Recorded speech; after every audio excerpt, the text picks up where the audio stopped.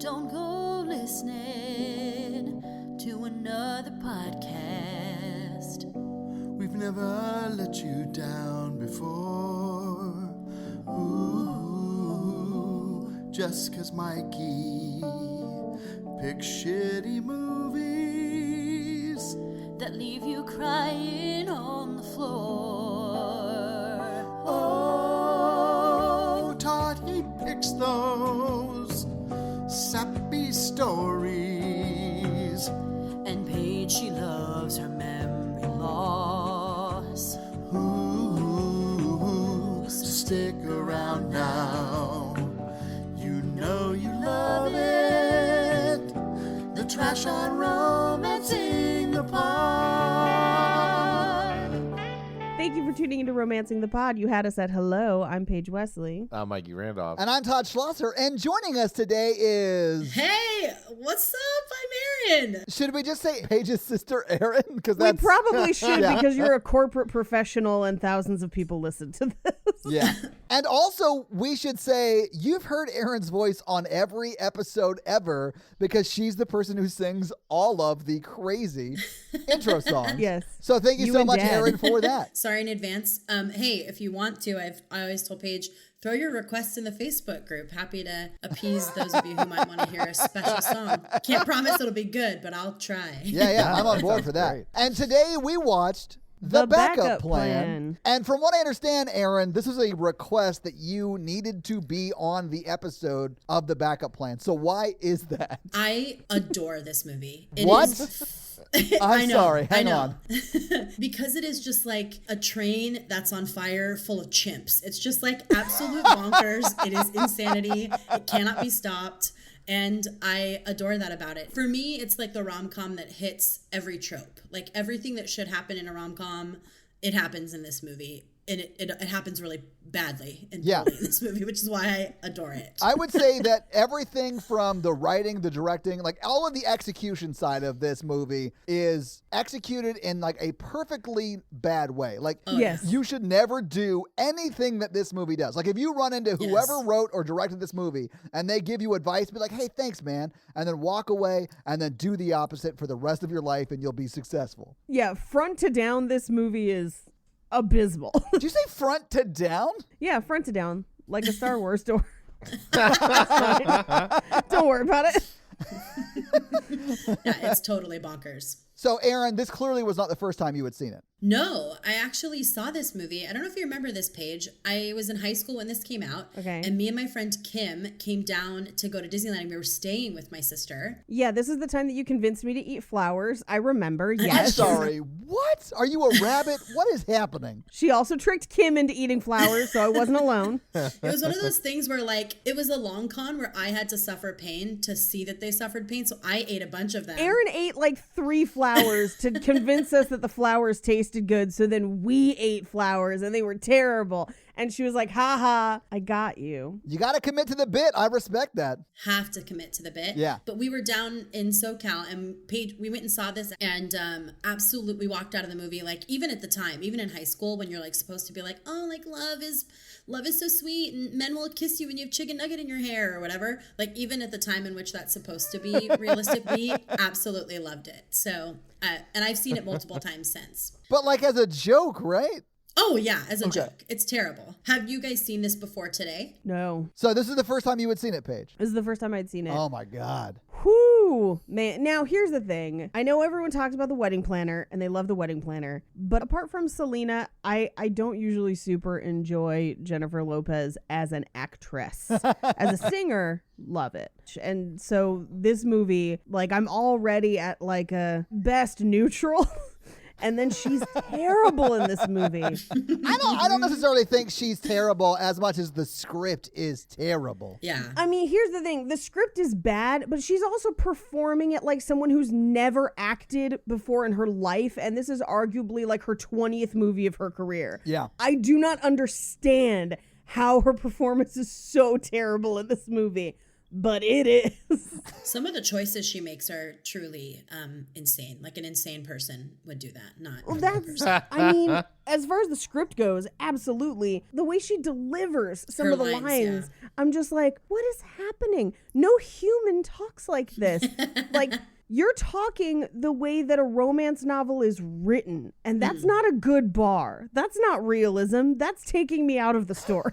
Oh yeah, because this story is super immersive and relatable. It's not. It's fully not. It's not.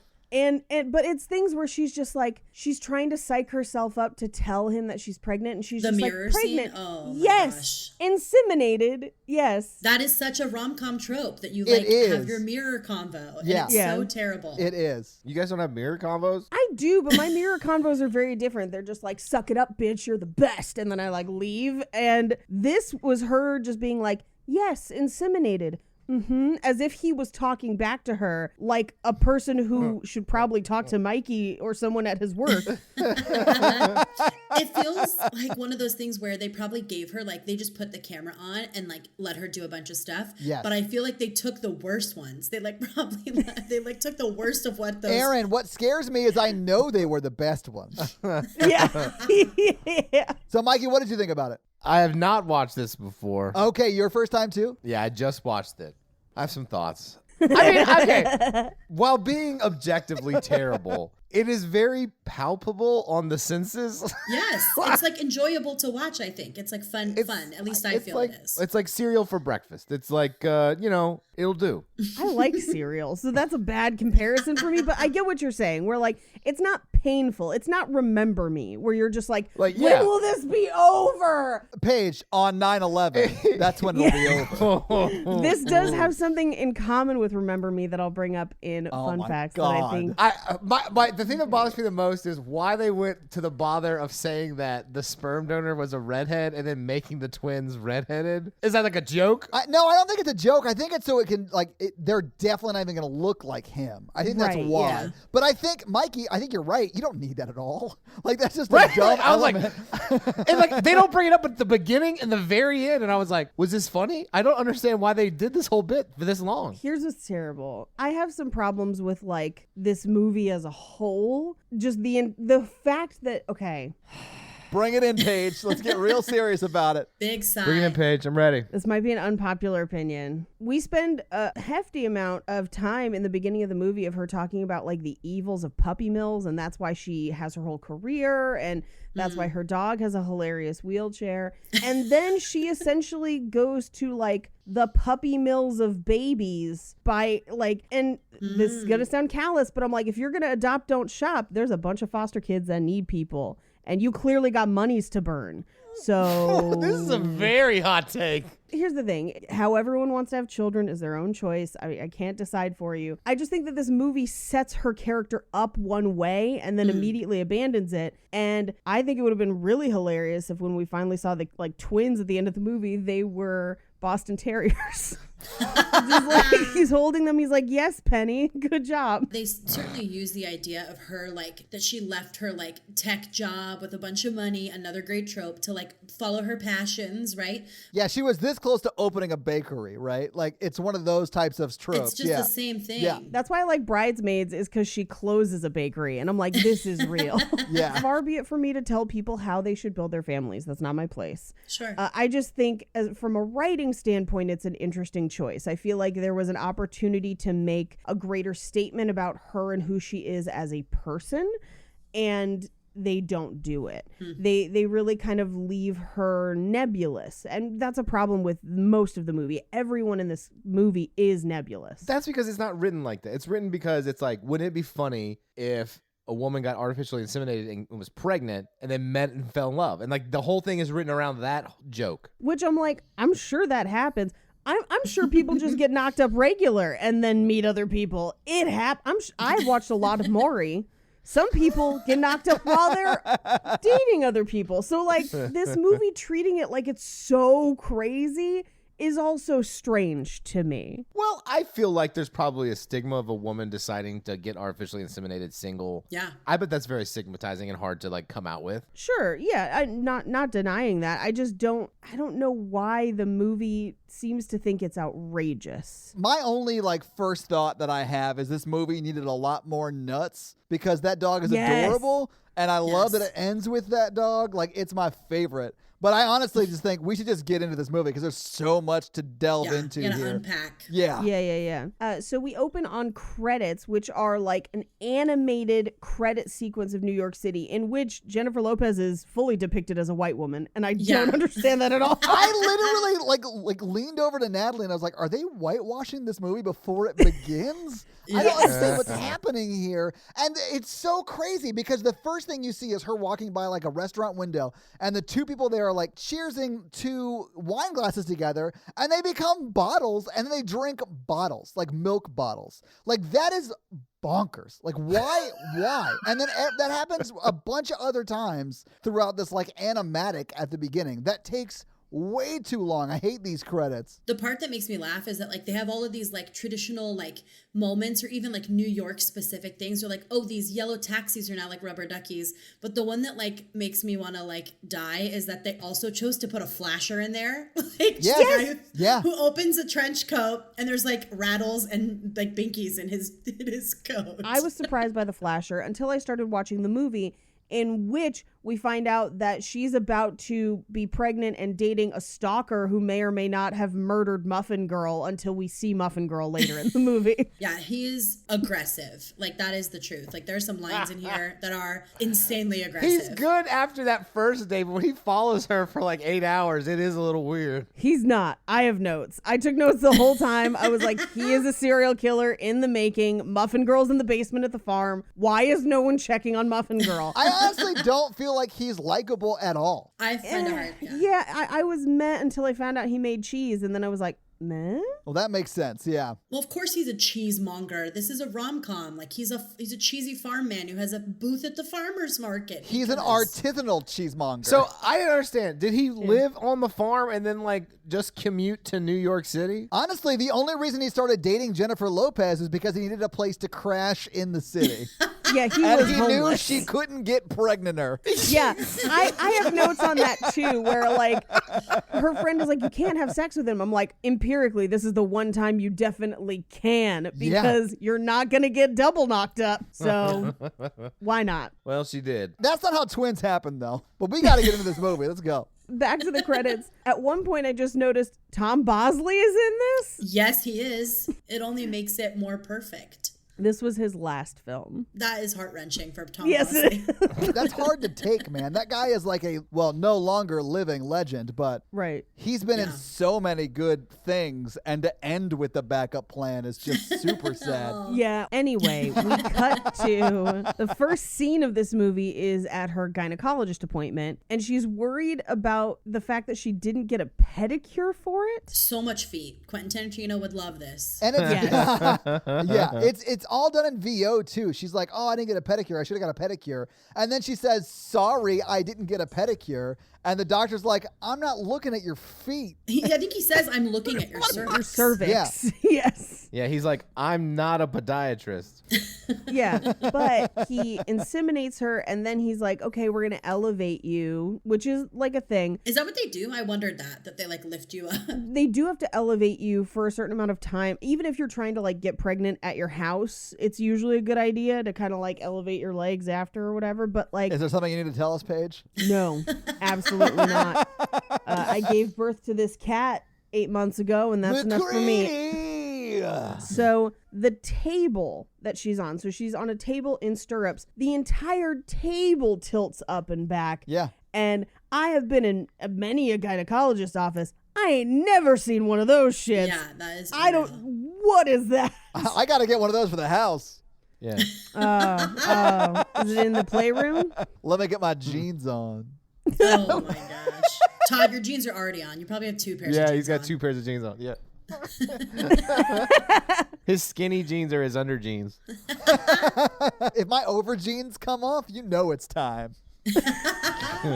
Business time. So she then, while she's elevated on this table, leans her legs back and elevates even higher, almost just like, get me extra pregnant. Like, Well, it oh works. my God, I'm so pregnant. You know how many women I've heard told me that? Probably none, Mikey. I'm gonna hope none. Get me extra pregnant.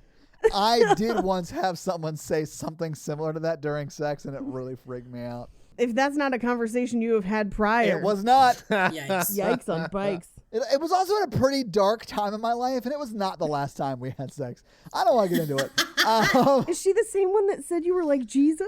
Yes. Oh my gosh. Ah. That person's crazy. It's just like when I get through the date and you like walk her to her car or whatever, and then you like ask her if she wants to go halvesies on a baby. Halvesies. How do you like your eggs, fried or fertilized? That's right. Go Dutch on a kid. It's easy. We'll name it Sven.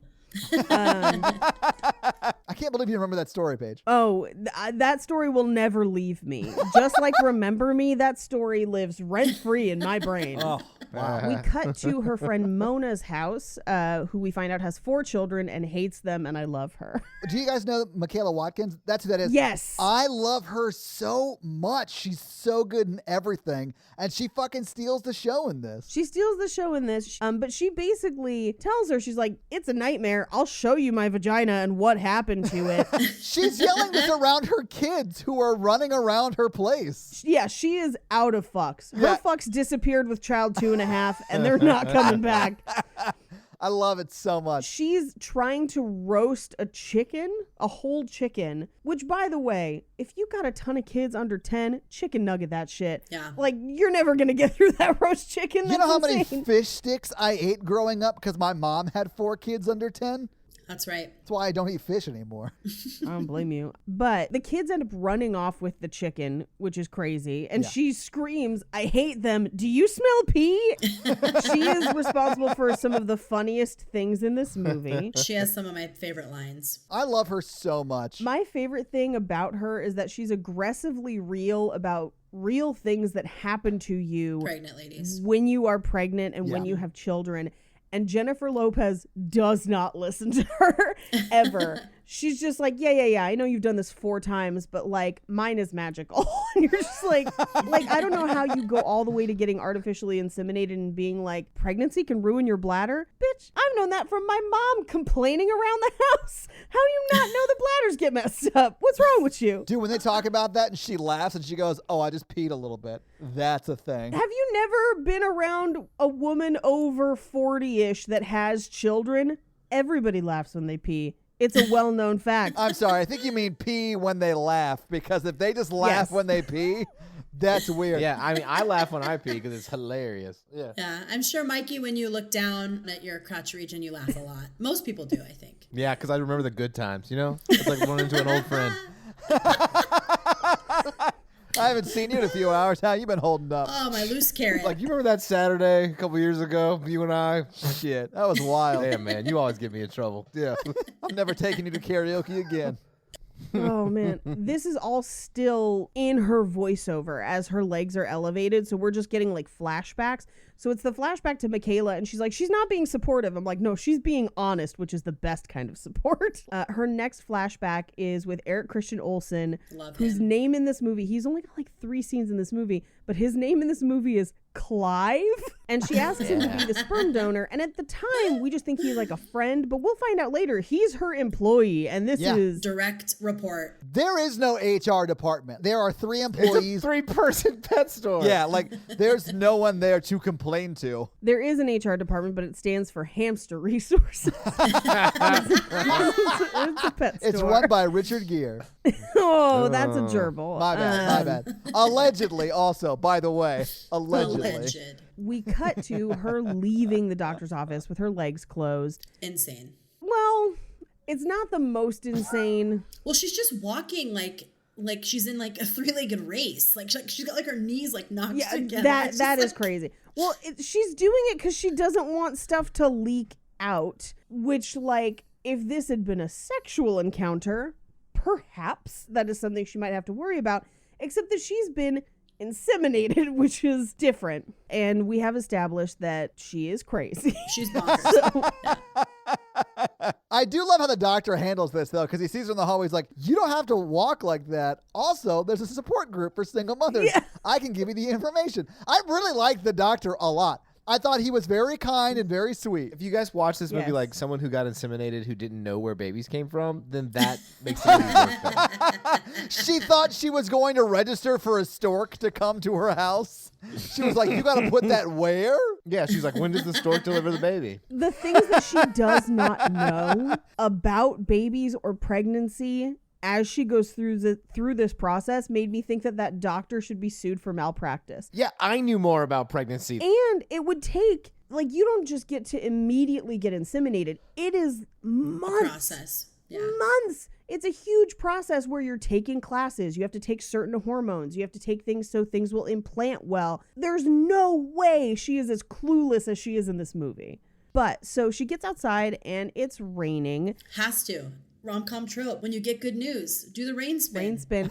But my favorite part, and one of the few things in this movie that made me laugh out loud, and I think they intended for that, is she leans into a stroller as it passes and just says, hello. And the mom just says, get away from me.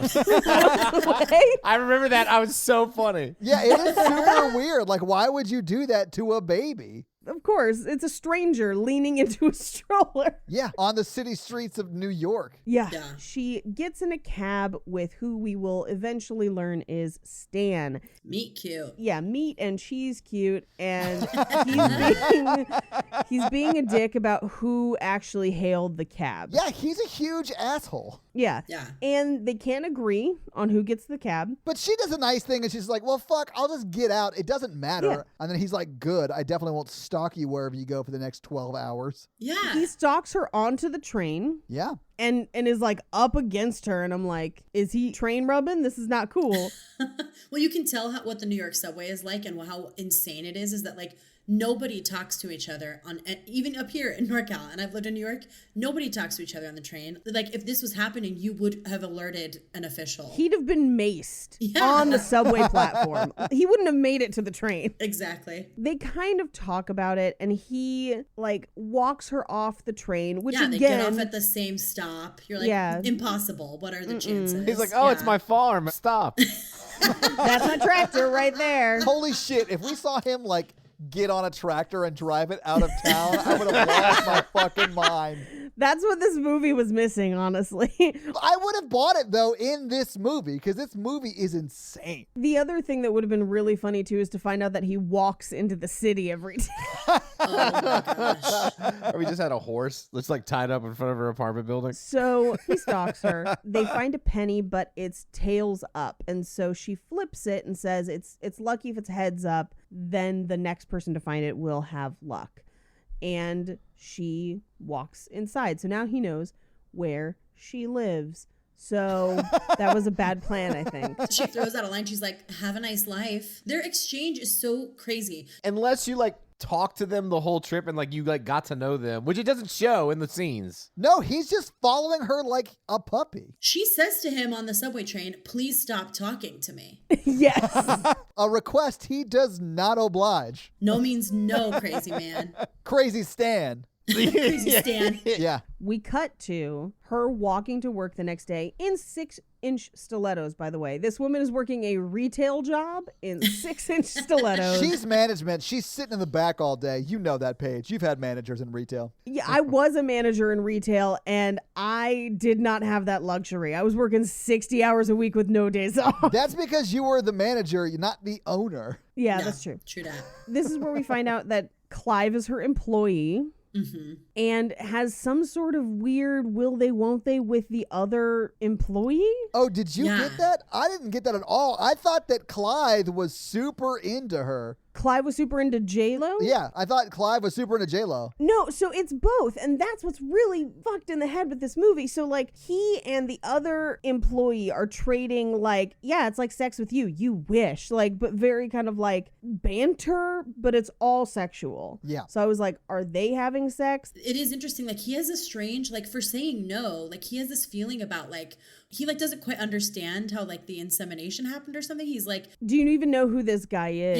yeah. Like, and it was like, no, it's like a donor, right? And he's kind of like, I want to punch him. I'm like, this could have been you, sir. Like, why are you so? Well, She asked you first. Yeah, it could have been him. Yeah, I think they're trying to make it almost like a brother-sister relationship. That is so weird. It is weird. They didn't do it well. Yeah, I felt like he was like a player, but very defensive of the girls he worked with. Sounds like someone I know. I know, Mikey, right? All right, calm down, ladies. He doesn't work in a stable.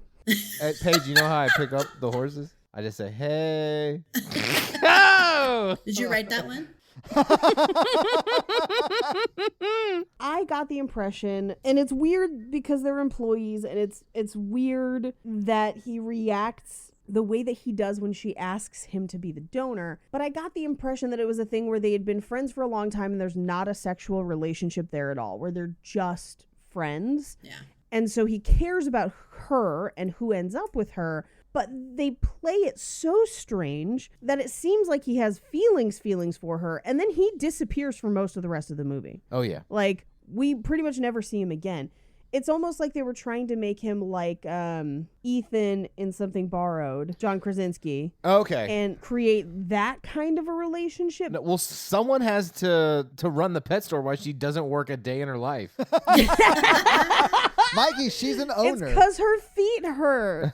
Those damn Like, stilettos. she spends the whole movie just literally walking around during the day in New York. Not one. There's 2 scenes at the pet store. There's 3 scenes at the pet store. Yeah. But yeah, I mean, might as well. Anyway, we cut to her at home and she's looking at her belly in the mirror, which This is I'm what like, I mean. I'm like, you this just happened. you wouldn't be showing for months. Like, this is ridiculous. But then she also goes to the support group for the first time, Single Mothers and Proud. I love it. I do. I know they're very much trying to like be a very specific type of crunchy granola mom granola group. crew. But they take it to some wild extremes. Yeah. But I am glad to see both Melissa McCarthy and Alice from Workaholics. Yes. She's so good in this too. I've only She's seen her in so Workaholics, and when I saw her in this one, I was like, "Oh my god, this woman is amazing." She's so Can good. I bring up a morbid point? Yeah. Yes. Like, you're not supposed to tell anyone you're pregnant for like the first trimester, right? Because Yes. it's like No, not you're right. viable for the first 3 months. You're most likely to lose it in the first 3 months. If Right. you would, yeah. Yeah. And you really can't get a solid positive until like 6 weeks. I think it's like 6 weeks, and your dog has to eat it before you can get like a really, really solid yes. I You are mean, pregnant. I honestly, the dog could have been pregnant, and that would have been a cool That- story. fair. too. First off, Nuts better be a male dog, or that name is ridiculous. He really likes almonds. Those would kill a dog, I Yeah, think. yeah. Dogs Oh, aren't supposed to do eat they? almonds. No, oh no, Mikey, no. Mikey, whose dog did die under mysterious circumstances. He's like, I just got super into almond joys. Don't ask about it. I love this movie in like this movie's terrible way, but I do think that this group and the performances of Melissa McCarthy and Alice from Workaholics, like they're eating the scenery, they're giving it their all and going ham, and I love that part. I of have a this film. logistical question. Yeah. Yes. At what age should you stop breastfeeding? Oh, Okay, you're gonna open can of worms if you bring this. We're about to get a flurry of people in the Facebook group who are like, "My kid's 9. Don't worry about it." But like, Oh, it is technically up to the person. You can breastfeed as long as there be milk in them jugs. a lot of people tend to go to like at the oldest age 2 or a year, like Yeah. 24 months, like a year and a half, something like that. And the reason they typically stop is because the babies get teeth. Yeah, it hurts, okay. man. Because I was at Disney one year. No. Yeah, this story's gonna go places. We were like waiting for the fireworks thing to go off. It was probably like an hour. We were just hanging out. I was waiting there with my family, and then this woman who was sitting down, her child, who could not have been younger than 8, walked up to her and attached. And I felt Yikes. that was a little old. I don't know. I honestly have no He idea. could have had the Benjamin Button disease.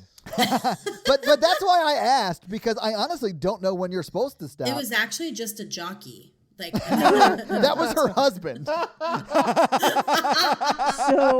scientifically, there is a point of diminishing returns with the nutrients that you get from breast milk, where like at a certain point, they're not necessarily helping your body any more than, you know, eating regular food would be. And it's not providing you enough nutrients for that to be the only thing you eat. I realize food at Disney is expensive, but they can't be saving that much money. Like, what are we doing? And I thought, like, in my mind, I immediately thought, if the kid can walk and talk, that's probably too old. But this is coming from someone who literally has no idea. So, like, I don't take anything I say as serious. I have no idea what is correct, right? I think the other thing too, because it's definitely used to typify this group as a certain type of mom group. Yeah, totally. Where they do the whole breast is best thing, because some people cannot breastfeed. Right. Yeah. And for some people, their milk reserves run out, or any number of things will contribute to a kid not breastfeeding at all, or not breastfeeding as long as other people. But I think if your kid can walk and talk and ask for it, that's going to create some social issues, maybe. For sure. Is this the scene where she says the titular line? The titular line? But she does say, it was my backup plan, right? Like she says that Yes, this is where she kind of describes what happened, where like she used to work in the corporate world, she wanted a different life, and now she's happy with her work-life balance, but she didn't find a relationship that she found fulfilling enough to create a child with someone, and so she has purchased the option to be artificially inseminated. Yeah. Which, by the way, I've got some numbers on that later. So Expensive. her corporate job must have been a choice for her to afford her lifestyle and for this procedure. But the support group is basically like, hey, we're going to be there for you. Even though you don't have a partner in this, but we're your partner now. Like, we realize you don't have a penis partner. No one here does, but we're going to be here for you. I thought penis partner was hilarious. But at the same time, penis partner is politically correct at like 10 years before its time. So I was like, how'd this movie know? It's funny and accurate. I'm on board. Yeah. But this is where we see the 3-year-old breastfeeding. Yeah. But I do think it was a very funny reveal that the blanket was kind of over. Yeah. So you thought it was a baby, and only to reveal that it is a full-blown child. And they also revealed that Dakota was born in this room where you're sitting. And then after talking to them, which the whole group is basically like, it's this beautiful experience. We're here for you. It's all sunshine, rainbows, beauty, beauty, beauty. And then Mona is like, oh yeah, it fucking destroys your bladder. Like, kiss your ability to hold in pee goodbye, because it is bad. And we find out that she's going to buy muffins and pretend that she made them. 100%. Support it. So they get to the farmer's market. And this is where kind of over their shoulder, we see Stan in his little stand, because he is a cheesemonger. Has to be. It's a very rom-com job, for sure. Yeah, they're definitely the house hunters couple. Yes. Oh my gosh, Mikey. Yes. She teaches yoga on the side, and he makes cakes for the elderly. But in that show, their budget would be like $25 million, because that show is insane. It's crazy. So he walks over to where they're picking out the muffins, and she's eating all the samples, which I think is supposed to be the first, like, she's pregnant because she's eating all the samples. Little pregnant shadowing. Yeah. Well, I guess I'm in trouble because I ate a whole box of Samoas at work today. You're having triplets, baby. If you think about this movie from Sarah's perspective, that's the girl who is running the muffin stand, muffins? right? Yeah. I did not catch a name. Oh, sorry. I think her name is Sarah. Yeah, Muffin Girl. Muffin Girl, then. That's fine. So if you think about this movie from Muffin Girl's perspective, it is like a tragedy.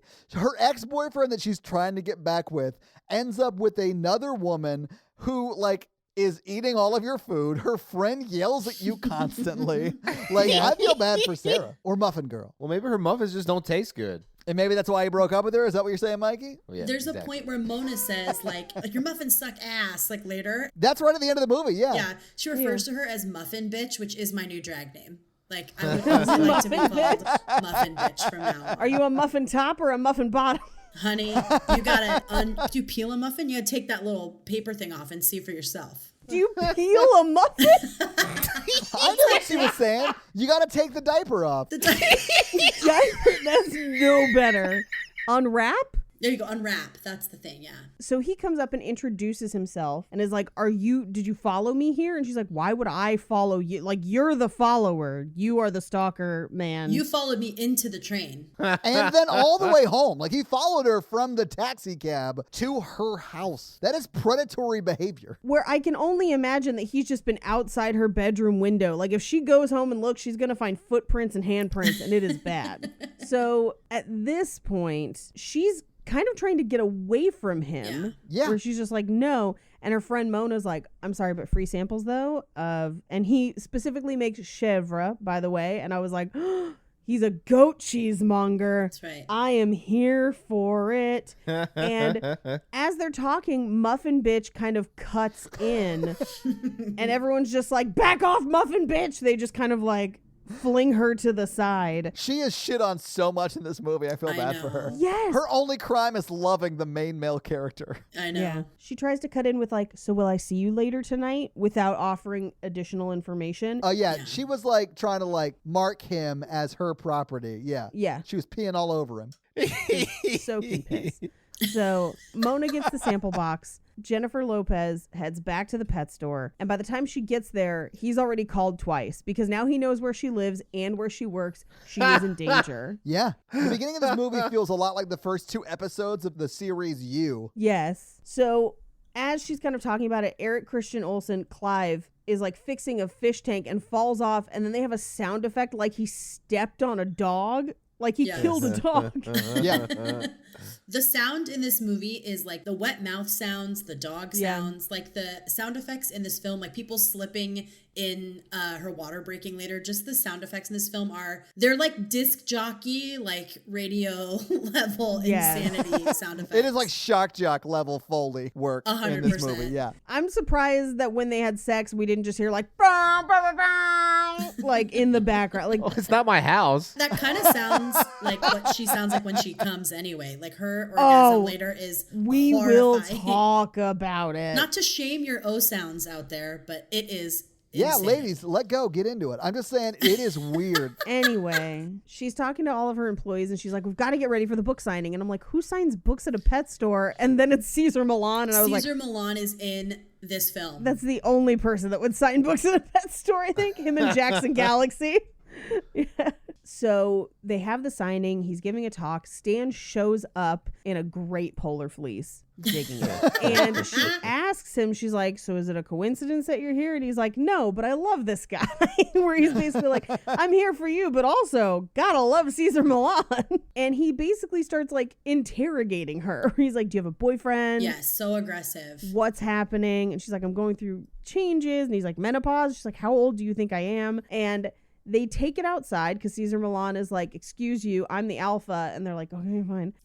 They go outside and Clive is like spying on them through the window. Yeah, he moves like a standee out of the way so he can Yeah. see them. Mm-hmm. Which honestly, that's a good move. Like, he doesn't know that guy. He knows that that dude followed his boss home and then stalked her. So yeah, that's a good call. Yeah, he's just fearing for her safety. He literally at one point, she's like, what are you, like, have a boyfriend? You don't think I'm interesting? And then he literally like shames her. He's like, you're making a big mistake. Like, I'm very interesting. Yes. His language is so aggressive. If this happened to me at a Trader Joe's, I'd be like, sir, I will stab you with this, like, you know, frozen bag of peas, which is probably all that I would have at hand. But like, And then when I knock you out, I'm ringing that damn bell. yeah, ding, ding, Trader Ding, Joe's. ding, motherfucker. That's what you do when you knock someone out at Trader Joe's. And then you steal their Hawaiian shirt and put it on so people don't know that you're an imposter.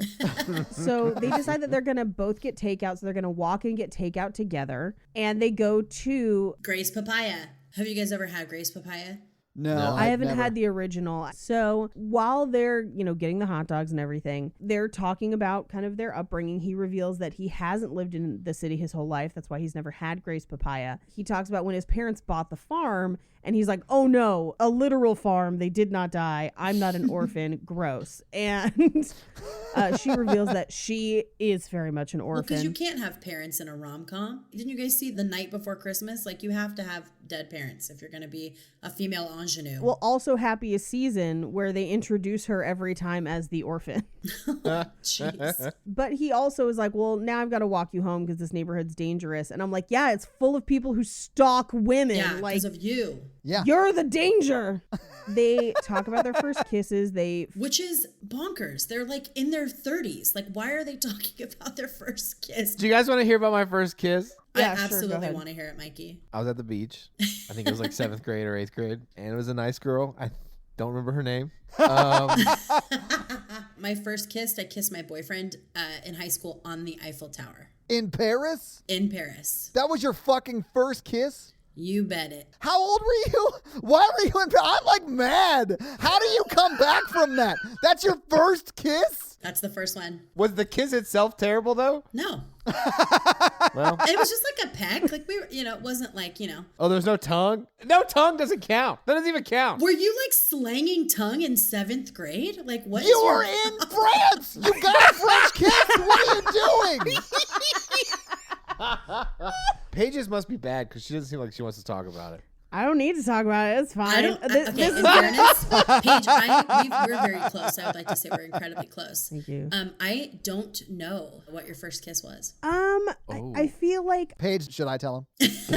I will jump through this computer and strangle you. Todd, we had lengthy discussions about what my type was, and I don't feel like there should be any mystery here. So they find another penny He placed it there earlier when he was stalking her. to attract her with shiny things. But he says he has to go somewhere, and there's like is it Muffin Girl? Is it Muffin Bitch? We're not exclusive. They've never even been on an actual date. Yeah. I'm with you, Mikey. There is no exclusion. He is fair play at this point. We cut to the gym, and she's there with Mona. Mona is just kind of floppy bouncing on an exercise ball. It's pretty fun. I love her in this, man. She's so funny. Like, her physical comedy to me in this scene is next level amazing. That's great. Because she's literally arms and legs completely liquid. Just like, Dude, when they're lifting weights and she's got like the 2-pound weights, it's so fucking funny to me. because she's struggling with them, which I feel like is not accurate because most of the moms I know are freakishly strong because Oh, they have yeah? to carry children and bags of groceries and like mom things. Moms are stronger than people think most of the time. I could see that. So this is where she's like, well, maybe I'm pregnant or maybe I'm not, but like seeing this guy is going to complicate things. So we cut back to her brownstone, which is expensive as hell. Yeah. And this is the first time we hear what the dog's name is, and she calls him Nutsy. Yeah. So I don't know if it's Nuts or Nutsy, but like, why is that the dog's name? Yeah, I think it's great. It's really funny. And Stan calls her, and they set up plans for that night. He shows up early as she's trying to take a pregnancy test. Why would you put yourself in that position? Is she doing it because she's thinking like, I want to know this before I go on a date with him, maybe? But I would never take a pregnancy test right before a date ever. Yeah, I feel like mid-morning would have been better for this. I think it is her trying to be like, do I have to break this news to him on this date?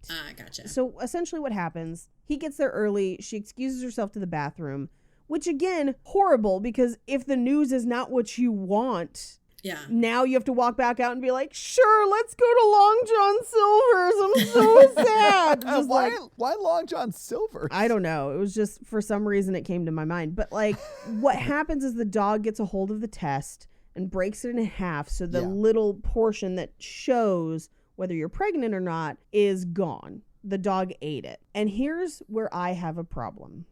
None of you have had to buy a pregnancy test, I am sure. Because if you did, you would know that they come in packs of two. Paige, for reasons, I do know that. I Dude, have had hey. to buy one, not for myself. Are you trying to imply that I needed to buy one for myself? I'm just like, if you haven't bought one, you might not know that. And if you are like actively trying to get pregnant, you buy multiple because you're going to have to repeatedly take that test. So like the fact that if she's in the process of insemination, she would have multiples. And even if you get a positive or a negative, you have to take the second test. You have to corroborate it before you schedule your appointment. So you always take both. and it takes so much pee that you would probably be taking both at the same time.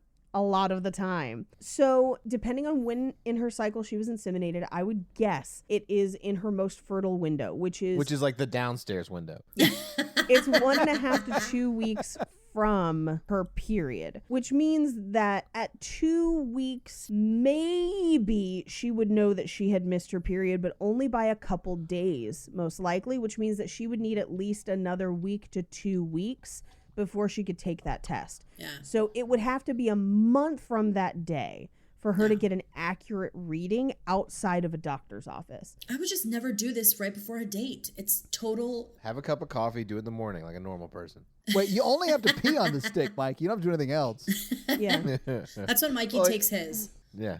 They're also designed to give false positives. So like if you get a positive, you then have to go to a doctor and have them corroborate it and be like, yes. So if she had read that test, she would have been correct based on what we know about the rest of the movie. But in real life, she can't base it all on that test. So yeah, it's a weird plot point. It was one of those things where I'm like, when I found out that this was written by a woman who had been recently pregnant, I was like, really? What? I didn't know that. But anyway, they go on the date. She doesn't know if she's pregnant or not because the dog ate it. And he seems to be entranced by her gorgeous neck, but really he just noticed that she had the tag still on her dress. How can he see that tag under her weave? He's like pulling her hair away to like reveal her like a décolletage. It's like a very sassy moment. But like there's no way he would see that little tag under her like giant lion's mane, which I would kill to have. I mean, you can have it. It's just like $100 or however much you got to pay for the hair. You gotta Yeah. I think clip it's it way in. more than that, yeah. It probably is, yeah. She got that good hair. She's got that virgin hair that they dyed just to match her hair. But essentially, he's trying to imply like, oh, you bought that dress for me. You bought that dress to impress me. So if you're trying to act like this is not a thing, you bought that dress to impress me. And I was like, did you go through her trash? He's so aggressive. And he won't fucking drop it. Like, it drives me insane. At this point, it's like she's on the date with you, dude. Stop being so aggressive. Also, this is the first date. Yes. Like, he walked her home, but like, as far as like committee sanctioned dates, this is the first one. Right. And so he sets up a private dinner for them in a community garden. It's a big swing for a first date. Yeah, huge. And he does reveal that it's just pizza, but I'm like, but it's like delivery pizza. And I'm like, you make cheese. Like, if you're going to do pizza, make pizza with your cheese, man. I thought that was going to be a reveal, but it wasn't. He just got DiGiorno or whatever, and like, Yes. that's it. It's the whole thing where it's like, I'm full of surprises. We're like, Have you ever been on a good date that started with, I'm full of surprises? No. oh my gosh. Unless that person's a traveling magician, that's not something you want to hear. I mean, just like I didn't want to hear you implying that I would date a magician the other day, Todd. But I don't want to hear that somebody is full of surprises. But also, this date is weirdly pressured, but then also laid back. Where Yeah. it's like he went to all the trouble to do some stuff and not other stuff. But this is where we get her story about the dog and the puppy Yeah. mill and how she Yeah. like quit her job to stop them from selling purebred puppies to that store, which is like one store. Like she does this whole thing where she's like, I could report the puppy mill, but instead I just bought the store. I was like, I mean, if you want to start your own like legit pet store, cool, but also shut down the puppy mill. yeah. And he asks her again, did you buy that dress? So aggressive. Yeah, he won't Ugh. drop it. It's so annoying. This is why I don't like him. She doesn't want to tell you.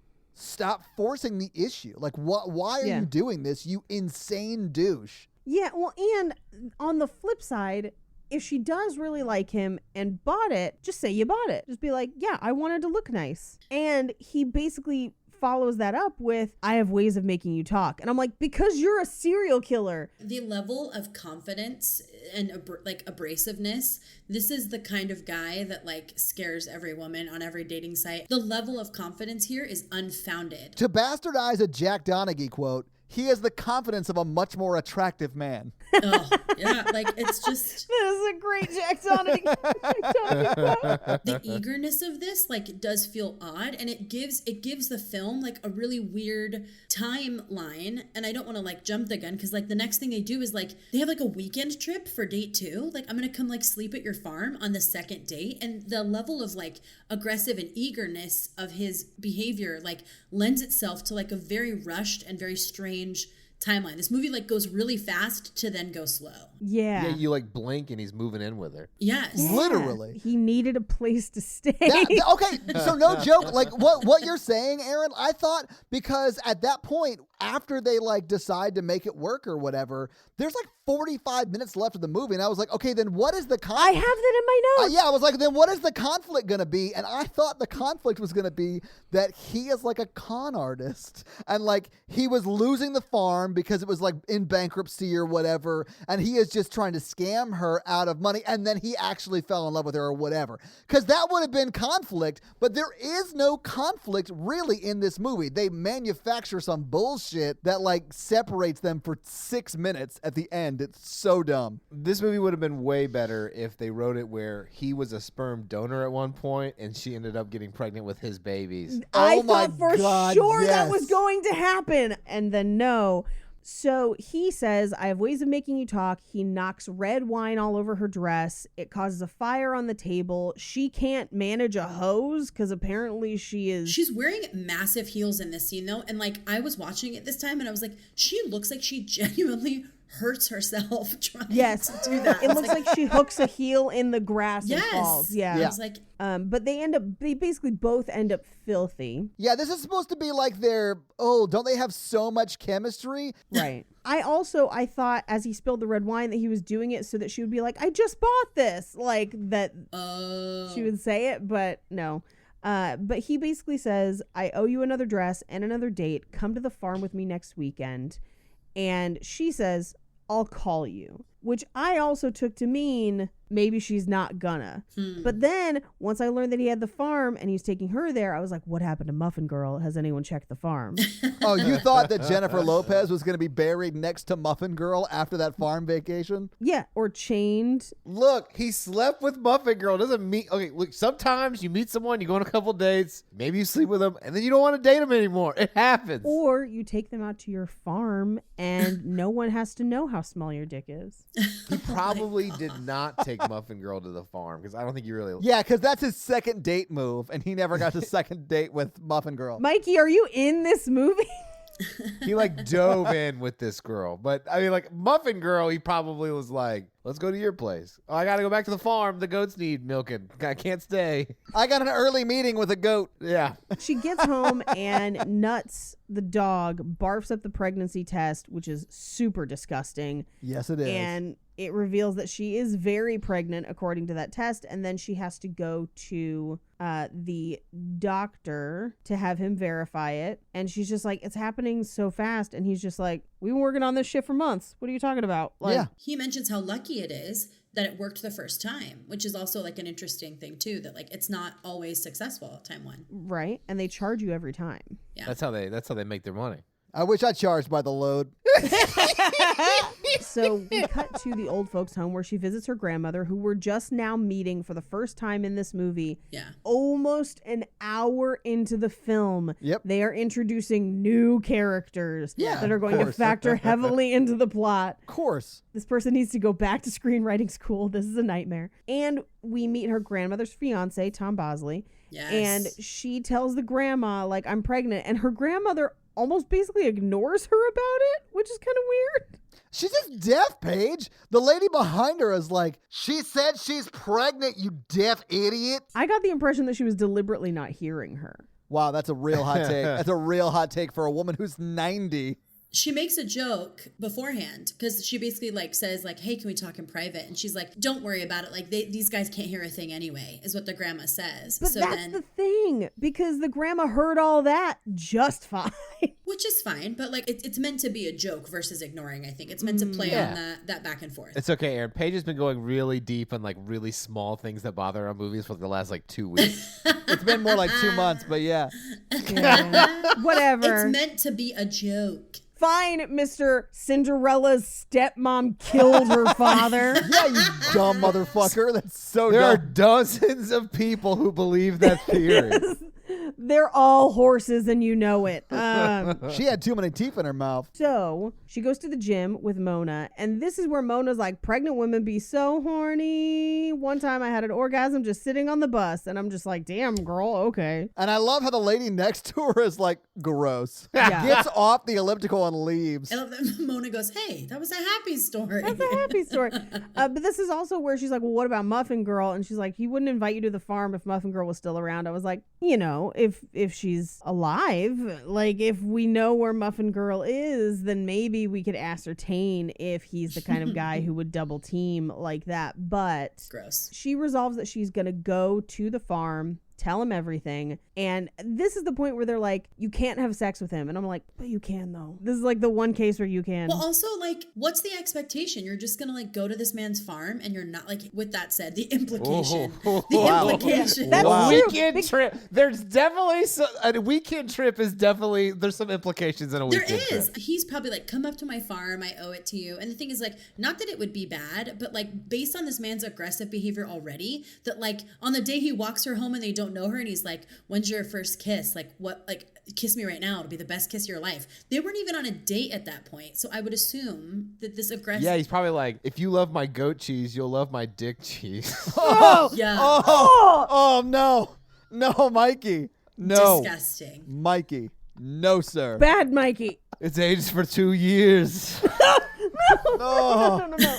You're ruining cheese for me. How dare you? She's like, yeah, I'll go to this like super like outdoor farmy space. Like you can even hear the gravel under her wheels. She's like, why don't I take my wheelchair dog to a farm? Like what? Why? Well, she can't leave it alone. Have somebody you know. house sit nuts. Why doesn't Clive have nuts? The saddest moment of the movie to me was when you see every time she's sleeping before they get together, Nuts is in the bed with her. And then when they get together, Nuts is on the floor. And that broke my heart. I'm like, you let that dog in the bed, you bastards. You gotta let the animals in the bed because like Yeah. Jake gets up way before me. And so the cat goes from cuddling with Jake and sleeping on his beard to then cuddling with me. And so it's like we both get our separate cuddle times. It's nice. But so she's driving to the farm. He's shirtless on a tractor. He's a cutie. Like he's aggressive and insane, but like he could get it. You think? For me, the cheese is really what pushes it over the edge. If Yeah. he's not a cheesemonger, I'm not in it. Well, he takes her in that giant cheese room to seduce her. I mean, it makes sense. He's on the like tractor and he's just like shirtless on a tractor, being a homegrown kind of mangs, like, and she's a city girl. You're like, okay, I get this trope. And then she crashes her car into a tree. He's giving her shit about it. They walk into the house and she's like practicing in the bathroom, telling him, Yeah, this scene is hard to watch. yes, This is like the tagline of this movie. Hard to it's watch. hard to watch. But it's so awkward. This is the worst acting in this movie too. It's, I mean, hard to do. This next scene is my absolute favorite scene I've ever seen in a movie ever, because It's so crazy. don't say that, because this is the first time in cinema that I feel personally seen. Like Okay, I feel okay. seen in this. Wait, are you guys talking the chili scene? Yes, I would Hell done this, yeah. and I have done it. 100%. I've used bread as a napkin. I have dunked bread into a pot of chili. I feel Hell so yeah. seen in this moment. Get a nice sourdough going, and it is over in a pot That's of chili. right. I will That's I will right. dunk that shit all day. Aaron walked around my wedding with a mug full of chili.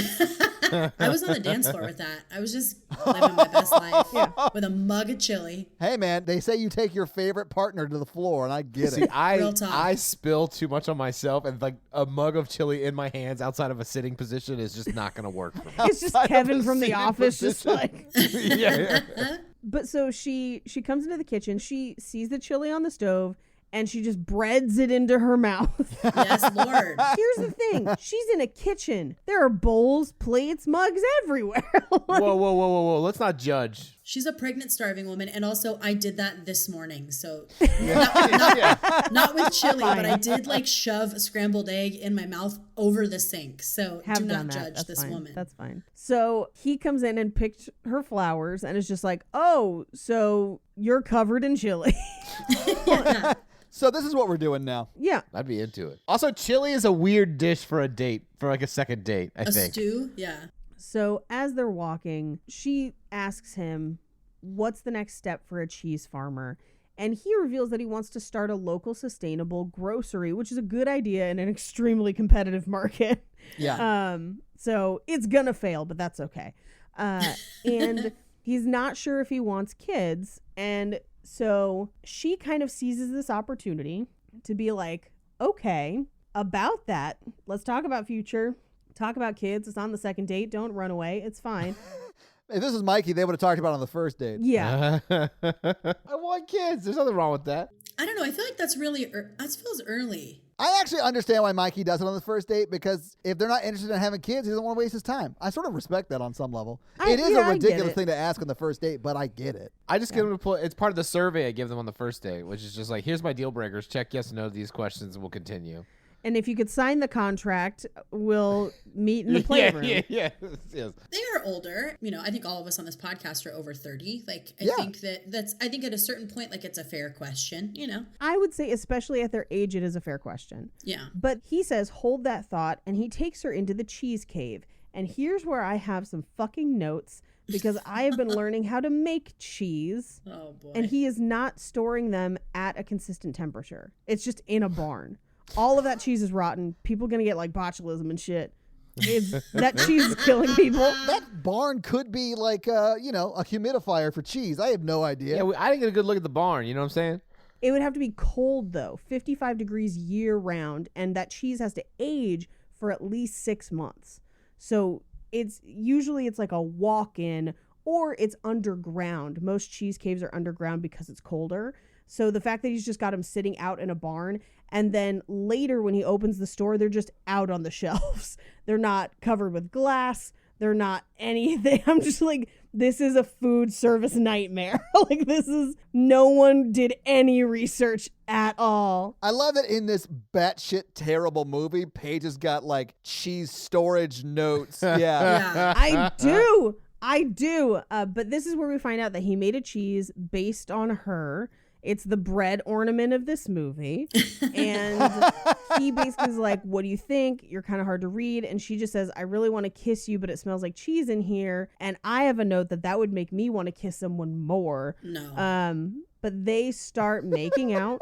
And she's like, we can't have sex. And he's like, okay, but they're still making out. And she ends up having an orgasm while they're making out. And Yes. here's the thing. Like I said, not here to judge your O's, but like there's something about this that is like truly just the choice she makes there. Like we've said before, the way she chooses to deliver lines, what she chooses to do in this moment just seems so out of character. The one good thing about it is the look on his face initially where he's like, what is happening? What's going on? But notice he doesn't stop because he's a man. He's Yeah. just like, I guess these are good sounds, so we're going to keep going here. I guess. This is a little weird, but you know. Yeah, Mikey, have you been in a situation where you're like, that's a weird thing to say or sound to make, but I'm not stopping if you're not stopping me? Has a woman orgasmed at you? Yeah. Deets. Okay, I'll tell a personal story. Let's Oh, do it, boy. Mikey. I did have one. She definitely owed when we were just making out, and then she proceeded to say, I think I did that just because I really, really like you, which is all a lot to take in like 30, 45 seconds. Were you like making out where you're like kind of dry humping as well? Okay. That makes It's sense. like a full-on makeout. All right. I need to nail down the logistics of this Oh, makeout. man. Yeah, it wasn't just like a standing goodnight kiss. That's strange. But if it's like we're on the couch and Yeah, okay, yeah, that yeah. makes And we've sense. just watched Terminator and ate chili. Yeah, Hey. it's happening. Don't threaten me with a good time. Did you tell her she was your cheese muse? Is that why she No. Also, I'm just tired of the double standard. Why can women orgasm while we're making out, but men can't? I feel like there's gonna be some men who will disagree with you. That was like me in high school right there. Yeah, like yayed their pants. But it was the part where she said she really liked me on like the first or second date, and I was like, oh, I'm out. But so we cut to later. It's implied that they had a bunch of pregnant sex and she punched him in the process. Which he was super into, apparently. Yeah, he was like, it's crazy. I loved it. Yeah. Because the man's aggressive and violent. So, of course, he did. Most men who like to be violent don't like getting punched in the face. They're like the opposite of that. So as they're kind of pillow talking, morning sickness sets in and she throws up and has to tell him. And he's like, yeah, you couldn't be pregnant that fast, crazy, but let's do it again. And then realizes what's going on. I would probably think that too if someone said, I'm pregnant, like right after having sex. I'd be like, that's not how that works. That's not funny. I would be like, oh no, did I have sex with someone who doesn't understand how this works? Oh no. Like, Did I have sex with someone who doesn't understand that I'm not calling them tomorrow? Right, Mikey? Next time I have sex, I'm definitely going to be like, are you pregnant? Like right afterward. Well, Mikey, you said that you've had like something where girls in this movie, like someone came just from making out with you. I'm sure this has also happened to you where a woman was with you and then immediately vomited. So Oh, yeah, for sure.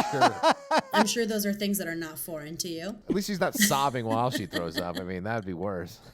yeah, it's happy throw up. This is great.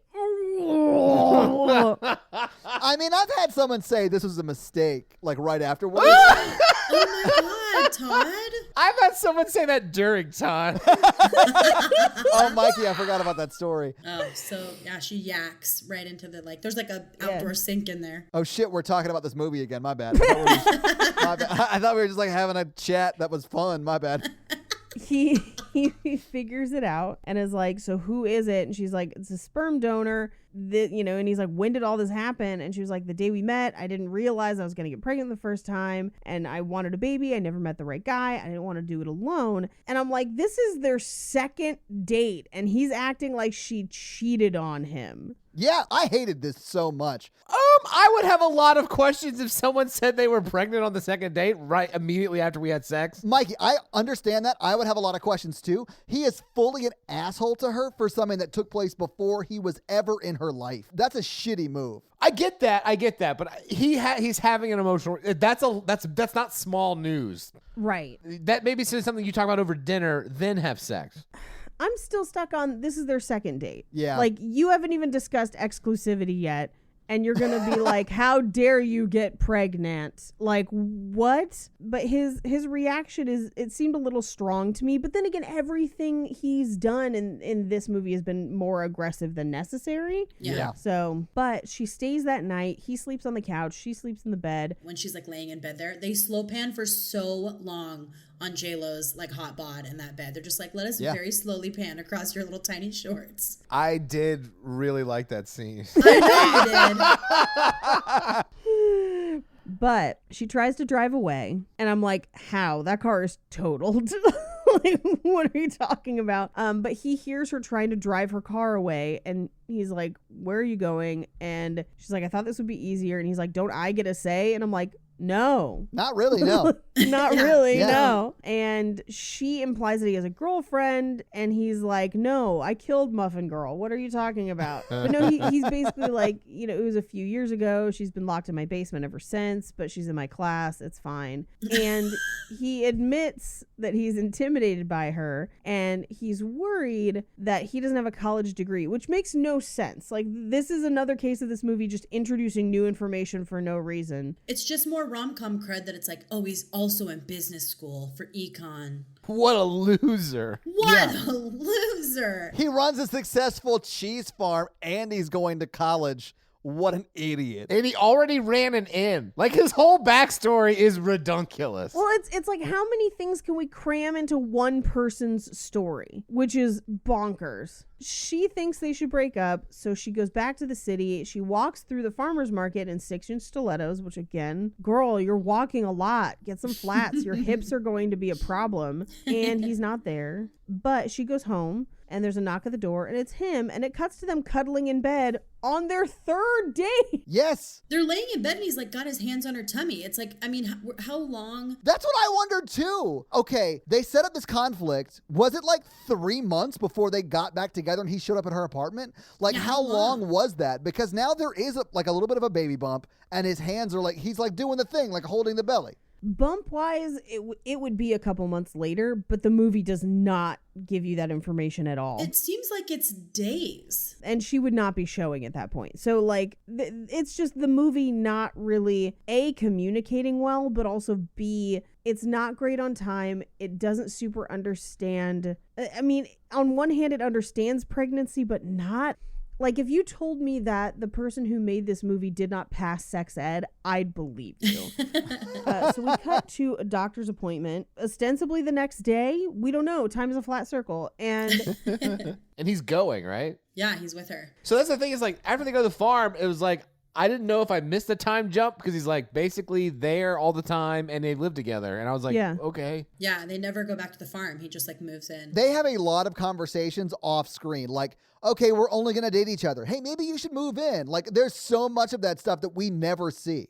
Would Yeah. you commit to a pregnant woman who artificially inseminated, Todd? If you like really... I actually talked to Natalie about that last night when we were watching this movie. And I literally said, and I mean this as a compliment to you, Mikey, I was like, this is a Mikey move.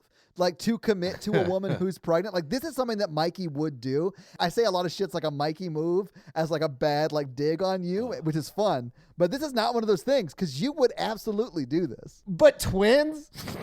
I totally could do this, I think. I mean, especially a sperm donor, if it wasn't like someone that they slept with last week. You know, yeah. like, Yeah, that makes it easier, I think. but yeah, I think I would go for it. I do want a family of someday. Yeah. But I have to really like someone on the second date for that. You have to like go on a weekend getaway and like really get to know them in your cheese barn. Yeah. Here's the thing, absolute best. Like in this scenario, at best, you have 7.5 months to get to know this person to the point where you would be ready to have a family with them and co-parent. And that is not a long time. And I think No. that would be the toughest part of it. We don't know how long time has gone in Yeah. this movie, but like at the most, it's like what, like 60 days? Like, let's be real. It's been like, what, like 2 months? Yeah, and you can't half do it. He's going to have to wake up every morning and being like, okay, I want a family with this specific person because these kids will rely on me and know me, and I can't Yeah. just be halfway I mean, in. he will Yeah. be their dad. Like, they don't have a dad. I mean, they do, and Yeah. I'm not saying that biologically they don't. Whatever, you know No, what no, I'm I saying? know- I get Like, what you're saying. Yeah. Like, he will be the only dad they know. He is like stepping up in a way that is pretty... It's awesome. The fact that the movie just glosses over it is kind of Yeah. crazy. The fact that the movie allows her to have a weird crisis at the end of this movie and ignores that he has been there for months getting ready for a baby that he did not get to create. Not just like dating, living with her. Yeah. and a baby that he did not get like choose to have. Like, this isn't like a I like you, we're gonna choose to do this. He's kind of dropped into the scenario and just does it. And the movie, at a certain point, he slips up and says it's not mine once, which, by the way, it's not. No, it's Yeah. not. I hated this so much. I hated it so much. He was just trying to clarify. Yeah. It is contrived conflict because the conflict they should have used, they blew their wad way, way too early on. Yeah. Well, that's the thing. This next scene, she goes to the doctor and they're like, oops, psych, it's twins, right? And I'm like, Right. she's already pregnant, which is why I think like the fact that it's twins doesn't necessarily resonate as heavy as they think it does hit in my mind.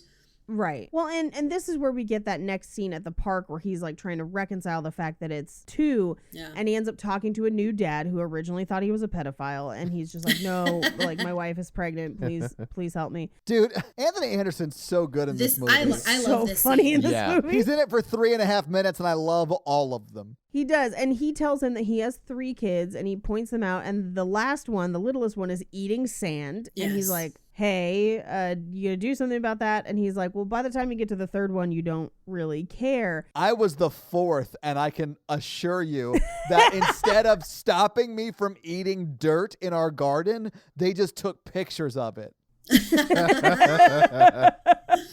But I think he gives a really interesting kind of speech here of like, your old life is dead and it's rough and it's hard, but it is also magical and it's the best thing you'll ever do. Yeah, I really loved his speech of, it's insane, it's awful, it's literally awful, and then something amazing will happen. And then it's Right. awful, and then something amazing will happen. I don't have kids, but I bet it is a lot like that. Yeah. He does say that, right? At the end, he says it's the best thing you'll ever do. Yeah, Yeah. it's the best thing you'll ever do. Right before his kid hops into his lap and reveals that he's holding poo that's not cat poo and not his poo. It's a Yeah. mystery poo. That's right. Nobody wants a mystery poo. Nobody wants a mystery poo. I like that scene a lot. My favorite scenes in this movie do not include any of the lead characters. Yeah, no, it's just Anthony Anderson and Michaela Watkins that is just carrying this movie. and the mom group who we haven't seen in a century. Yeah. Which they're coming back right here. So That's right. again, they've been out of this movie for almost an hour. Yeah. But we get the support group and they're like, you're lucky to get twins. What are you talking about? And she tells them about Stan and they're like, this is a single moms group. Yeah. And they decide to take a vote. And I for sure thought they were going to vote her out. Well, so did she, because she left. They Yeah. make it seem like they did. They like Yeah. Right. It makes it feel like that's the reveal, and then later they're like, "Oh, JK, like everyone was unanimous. We just like didn't call you." Like it's like very weird. She gets in a taxi and Stan gets in with her because he's been stalking her again. Yeah. And he brought her papaya dogs from Grace Papaya. They have this conversation of like, I don't expect you to stay. Like you have an out. You don't have to stay. And he's like, I want to stay. And she's like, but you don't have to stay. And I'm like, he just said he wanted to stay. Yeah, let him stay. What are we talking about? What are we talking about? But this is where I noticed that there was 40 minutes left in the movie and what else could even happen. And we are Yeah. over an hour into the film. So we cut to, she's finally showing, she's got the bump, her clothes don't fit. She's still trying to walk in heels, which you are not supposed to do when you're that pregnant, by the way. He takes her to an event that's all seafood, which, by the way, when you are pregnant, there are a lot of limits to the seafood you can eat. So I was like, why are you even bringing her here? Like, she can't eat any of this shit, and she's throwing up. She keeps trying to suck in her belly, and I'm like, girl, you're pregnant. It's the one time that you're allowed to be like as fat as you want to be, and no one's gonna say anything to you. I can't wait. I'm just gonna be like, no, I am eating nachos for 2. Suck it. I don't give a shit. Bring me your cheese, cheesemonger. More of it. Anyway, she ends up ripping her dress in the bathroom. They get home. He rips it off of her. This is actually kind of hot. He like rips Yeah. the dress off from the back. I I was like, into the scene. Yeah. I was like, okay.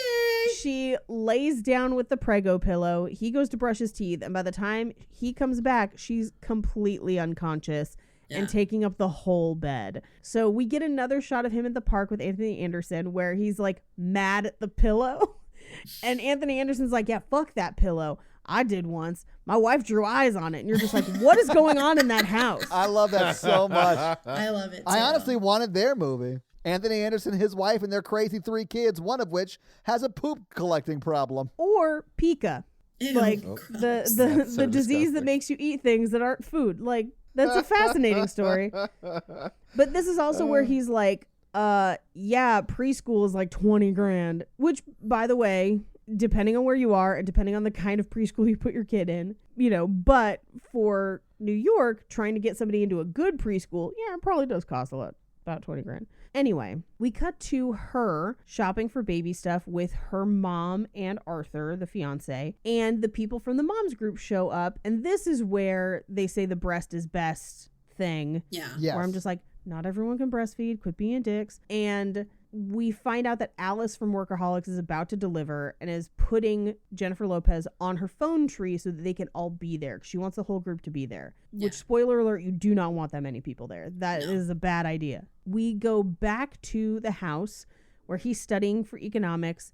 She gets home and basically needs his help unloading all of this stuff that she bought for the baby. And he's just like, how much did we spend on this? The stroller doesn't fit through the door. Like, what are we doing? And they start just arguing about how stuff has changed. And I'm like, yeah, she's preggert.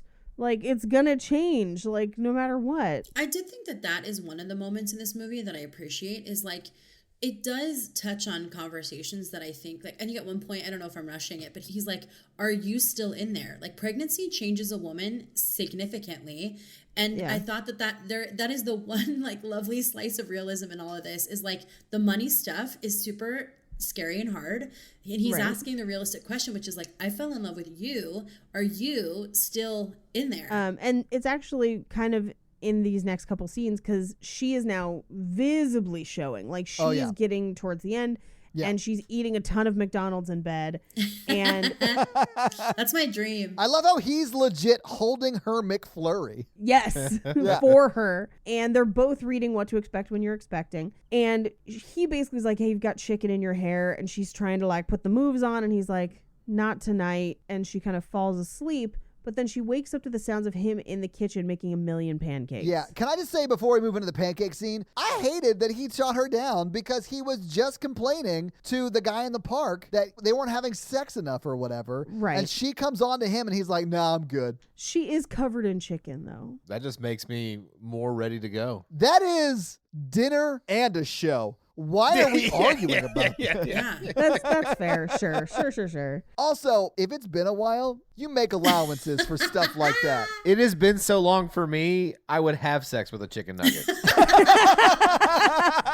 Mikey, I got news for you. They got a drive-through. You can make that happen tonight. Real talk. So she wakes up to him making a bunch of pancakes in the kitchen, and he's freaking out about like, do you know how much preschool is? Do you know how much college is? Like, how much money is this? I can't do this. And she basically is just like, come back to bed. We will figure it out. And tells him that she's got money saved up. And this is where he asks her, are you still in there? And she says, I'm still here. Yeah. And he throws the pillow out the fire escape into the dumpster. Bye-bye. Which is a huge dick move. Like, that is a pillow she needs to be comfortable to sleep, you fucking monster. Yeah, because you can't especially just third sleep. trimester. Yeah. That's such a dick move. I hated that so much. I would have felt better if he just tossed it off the bed and was like, cuddle me. But like, Yeah. he threw it in the trash. Yeah. We cut to the next day. He takes the stroller back to the store, and it's massive and knocking everything off the shelves. And he runs into a store associate, and he's like, why are all these huge? And she's like, well, it's 2 babies. He's like, yeah, but babies are small. What the fuck is happening? Yeah. And she says, you should see the babies that come in here, total fat asses. I Which love I'm that like, line. it's a baby. Yeah. Gonna body shame a baby? Second baby is fucking huge. Yo, she's got some juicy biscuits, but she's adorable. She's super adorable, but Yeah. she's 27 pounds. Dang. How old is she? Born in April. Whoa. Oh my God. Whoa. Okay.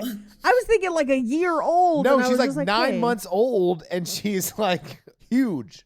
Homegirl, she thick with 3 C's. So she then hands him a card that's like, hey, my boyfriend and I do custom work. We can solve your stroller issue. Yeah. We don't visit it again until the end of the movie. Yeah, this act is what makes her realize that he really wanted to be with her all along, not the fact that he's been with her all along, which is insane to me. But let's it's move on. crazy. Yeah. So we cut to he's in his exam at school and he doesn't understand what's going on. He's going to walk out of the test. And this is where we find out that Muffin Girl is miraculously alive and notices what happens. Yeah. But this is where we cut back to the house and Jennifer Lopez is looking at herself naked in the mirror. And this is where we see the That good, famous the J-Lo back booty. goodies. And she's complaining that she's gained another 3 pounds and it went straight to her ass, which by the way, her ass looks great in this movie. Yeah. I'm sure it always did. Like, I don't think there's a problem with it, but she's like, I miss my old ass. And she shows him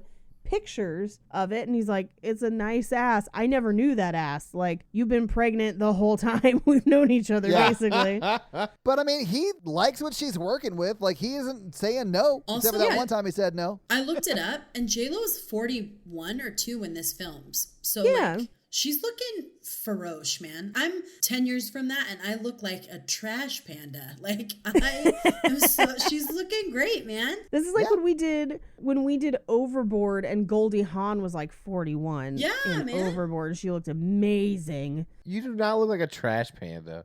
Oh, thank you. Thank you. I just wish, I was going to say, I wish I looked like, I'd look like J-Lo pregnant. That's Yeah. great, man. I look like Roseanne pregnant. No, Oh my Mikey, you're gosh. lovely. No, nonsense. Roseanne scares horses away. No, have you ever been in the Facebook group? Women are all about the Mikey. There Randolph was one train. on Twitter the other day where she's like, if Mikey comes to the UK, and I'm just like, damn, girl, Dang, okay, Mikey. shit. This isn't even in a DM. This is public. You got know. him Stay lined humble. Stay up. humble. The worst part is when I actually date people now. They're like, "I listen to your podcast." It's like, "Are you really gonna date? Are you gonna ghost me?"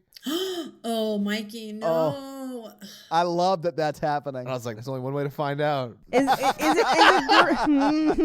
Is it girls who listen because they found out about the show because you're talking to them, or girls that Yeah. already knew? Okay. No. It's like they're like dating. And they're like, "What do you know?" That awkward moment. I don't know. You guys are in serious relationships now, but like that awkward moment when you're dating someone and they're like, "What do you do for fun? Like, what are you doing tonight?" And I'm like, "Oh, I'm recording this podcast." Like, "Oh, like what's your podcast about?" And there's like. It's like this awkward conversation where you have to like be like, I do this podcast, and like, no, it's like people actually listen to it, and like no one believes you, and then like No you one know, believes you. Yeah. they're like, oh, I'll listen. Are they really into you? And they're like, oh, I'll listen, and then they like have follow up questions. They're like, are you going to ghost me? And you're like, I don't know. You want to go halvesies on a baby? You're just like, I don't know. Boo. Yeah. Oh yeah, like the last girl, she definitely listened to a couple episodes and had questions. Well, thank goodness she didn't listen to the shit that we cut out. Because Yeah. But this is where Jennifer Lopez has pictures of her mom and kind of talks about her mom dying and her dad leaving, and that's kind of why she doesn't trust men. Yeah. And as they're having this conversation, the phone rings, and it's the mom group because Alice from Workaholics is having a baby, and she wants them all there for this. And oh no, This scene's amazing. I love it. Oh, when Melissa McCarthy's just like drumming and singing, I'm like, I love this. I'm here for it. When Melissa McCarthy is walking through like full on doula in this scene, I was like, oh, this is my mom. Yeah, here's what I'll say. Awesome buffet. I loved that they have a buffet there. Oh, it did look good, and they were like looking at it like, why would we do this? And I was like, I would totally be eating the chicken. Yes, 100%. But also, I hope that's not a rental, because if you fill a baby pool with water in your rental and have a baby in it, you're not getting your security deposit back. Nasty. And okay, water births are like way more common than people think, but they're not usually done in kiddie pools. It's in a bathtub. It's well in a tub or like a jacuzzi. Yeah. And it's tricky because it can slow down your labor. So like it's like a tricky balance, and Yeah. you know, whatever. You definitely want to have trained professionals there to do it. But so it's a very crowded home birth too, which is dangerous from a germ standpoint also. But essentially they're making them watch, and Jennifer Lopez wants to leave, but she can't because she's the focal point. Alice from Workaholics poops, which by the way, I talked to my friend who is a labor and delivery nurse, and she says that people poop all the time. It's like, she said like, yeah, like half the time that I just happens. love that someone comes with a net and fishes it out. Yeah, they fish it out of the water. Let's look at this in context, okay? Sure. A lot of people poop just when they're trying to fart. Yeah, that's true. And so, like, if you put that in context. Can you quantify a lot of people, Mikey? And also, are you really sharing a personal story right now? No. Todd, I'm with Mikey on this one. We have a word for it. It happens often enough that Yeah. there's a word for it. And the people are surprised when you're pushing out a baby that other stuff comes out? Yeah. I think it's a little bit of an overreaction. Wasn't think it so, this too. podcast where you guys, I think Todd said like a couple episodes back where he's like, there's two kinds of people in the world, people who have shit their pants and people who haven't yet. Yeah. Yes. Todd, excellent point, Aaron. Hey, listen, I've had the flu once and shit went down and it was not fun. I've done it healthy and sober. So you know what? Well, that's the thing, Todd. If it's okay for you to show, man, that's funny. If it's okay for you to shit yourself with the flu, it's doubly okay if you're pushing a damn baby out of your vagina to poop. You're saying it like you're arguing with me. I fully agree with you. No, Oh, Todd man. definitely is against. He's definitely arguing with us. I know it. I think that Alice in this scene is like the sounds she's making, her physical comedy. yeah. She is, I feel bad for calling her Alice. I feel terrible. I don't know this actress's real name. She's amazing in this scene, and I'm loving what she does. Like she makes like those like guttural like goat sounds. Like, Oh, yeah. it's so crazy. When they make Stan get a mirror because she wants to see, they show it's silhouetted, but you're just like, oh God, the head, like like Yeah, you we're can see it. seeing it. Oh Yeah. no, and it's out. She passes out in the kiddie pool, basically, or Jennifer Lopez falls face first and passes out into the kiddie pool. which at this point would be full of afterbirth. Everyone says it's so, they're like walking home after and they're like, everyone says this is beautiful, but it was terrifying. And he's like, I don't ever want to see that again. And I shouldn't have seen that. And she's like, well, you want to see ours, right? And he's like, I don't know.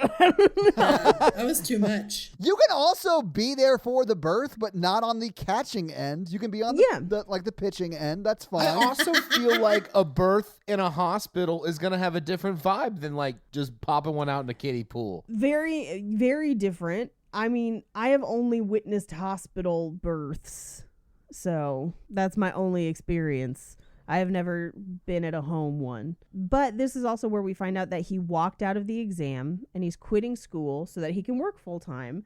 Which, to be honest, I don't know why he was still in school anyway. He had like a dream to do a thing that he's already kind of set up to do. Yeah. Manufactured conflict. Yep, it is completely manufactured and I hate it. And this is where they run into Muffin Girl and she's like, I can't believe you're pregnant. And I'm like, bitch, where you been? Like, Yeah. This has been going on for months. And they really missed that joke of like J-Lo being like, I'm kind of worried about her, and be like, I never really liked her because, you know, the muffin top. Oh, no. You don't say that to your pregnant girlfriend, man. Yeah, you don't say like, hey, a little bit of fat chub is disgusting. Not yours, but like somebody else. Like that pillow is going to get laid way more than you. Hey, everybody love a little cushion for the pushing. You got to This know. is I'm not true. saying that. I'm just making a muffin pun.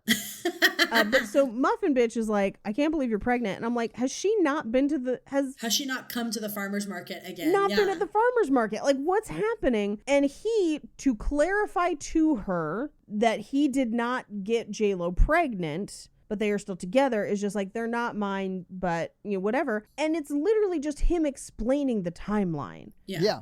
Like, that's all it is. Yeah. And J-Lo flips out. So ridiculous. Flips out. And Muffin Girl tries to like, yeah, he always told me he didn't want kids. And I'm just like, get out of here, Muffin Bitch. Like, Yeah. what are you doing?